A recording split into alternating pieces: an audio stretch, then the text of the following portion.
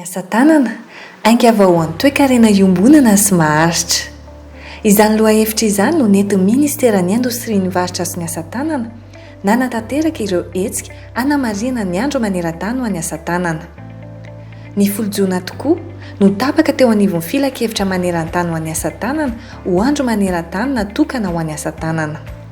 Ho fanajana ireo toromarika iarovana amin'ny mpiarabelona amin'ny fisian'ny valanaretina Covid-19 eto Madagasikara, dia nitondra fiovana teo amin'ny fomba fanamarihana ity andro manokana ity ny ministera ka nanatona ireo mpanao asa tanana teny amin'ny toeram-pivarotan'izy ireo.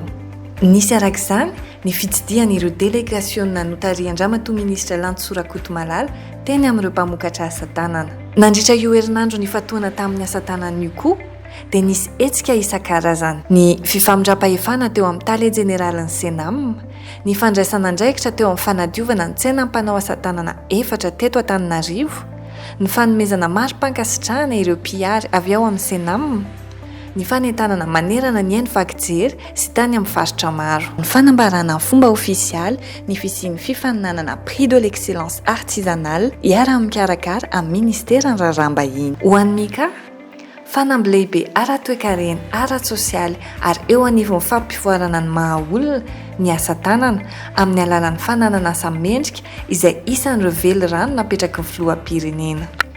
Ahitana asa miisa 410 ary seha-piariana miisa 410 ny asa tanana eto Madagasikara. Araka ny nambaran-dramatoa minisitry Mika, dia fotoana izao hitondrana ventikevitra vaovao hanomezana lanja bebe kokoa ho an'ny asan'ny mpanao asa tanana. Ny viana lehibe iray ho an'ity taona 2024 ity dia ny ametrahana foto-drafitr'asa ho fanohanana, fampandrosoana, fanofanana ary fampahariana atokana ho an'ireo asan'ny mpanao asa tanana. Isan'izany ny toeram-pikirakirana akora fototra ho fanohanana ny fanatsarana eo anivon'ny kalitaon'ny asa tanana amin'ny ankapobeny.